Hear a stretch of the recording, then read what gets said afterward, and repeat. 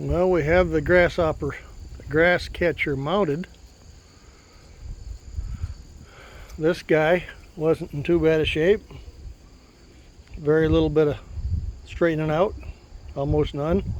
Had to buy one little part, a little over 60 bucks in parts to put that on there, which I'm satisfied with. This guy, on the other hand, took a little more effort. This pivot point right there, where this hook is, that was seized up severely on both sides. And the bottom down here, can't hardly see it. Well, yeah, the bottom across there was bent up pretty bad.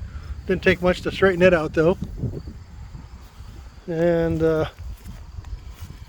okay, this was made for a 618 Grasshopper, and this is a 620. Okay, see my air filter up there? This sticks up higher than a 618's air filter. So there was a problem with clearance. You can see there's not much there, right? Okay, I had to raise it. See the bottom of the bracket right there? The bottom of it is about 5 inches higher than it was. I added a piece of steel.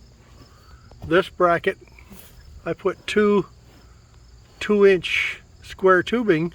So I had scrap out there in my scrap steel pile out there. I took 2-inch square tubing and bolted it on to raise that bracket up a little bit. So this is about 4 inches higher in the back.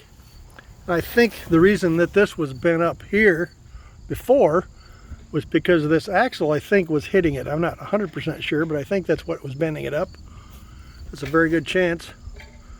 So that, the fact that it's up higher, that'll be good for that reason. And anyway, it needs a little bit of fine tuning yet. I'm not happy with the way that lever system works. It works, but it's not exactly like I think it should be, but it's all good. It works. Got a tarp strap holding it closed, which I don't think it's designed to need that, but anyway, it's going to work.